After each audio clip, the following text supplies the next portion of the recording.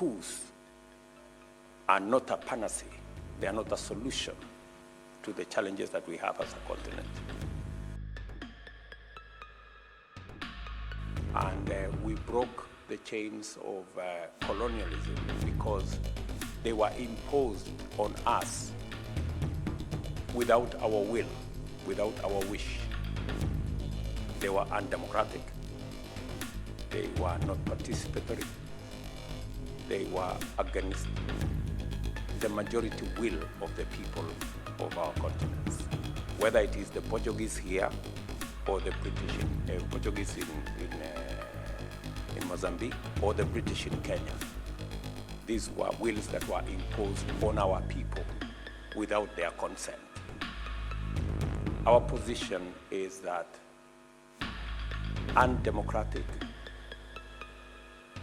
unconstitutional imposition of the will of any government of whatever nature on the people without their consent is wrong, the same way colonialism was wrong. And that Africa can only proceed into the future if we allow the people of our countries and of our continent to determine their destiny and to choose their leaders in democratic means, using democratic means. The way you do here in Mozambique, and the way we do in Kenya, and the way it is done in many parts of our continent. And therefore, as a union, in the Africa Union, we are against any undemocratic removal of any government.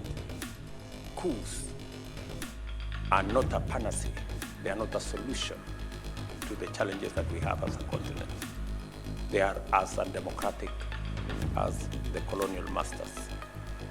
And we are taking a very firm position as nations, as the Africa Union. Any undemocratic removal of any government immediately earns the expulsion from the Africa Union. They cease to be members of the Africa Union. And as I said, ECOWAS, which is part of the building blocks of the Africa Union, is handling the case, for example, in Niger. IGAD is handling the case in Sudan, because we believe that we should be able to provide a solution as leaders in this continent on matters that concern all our countries. We are all informed that today there is a meeting of ECOWAS, for example, to deliberate on the coup in Niger.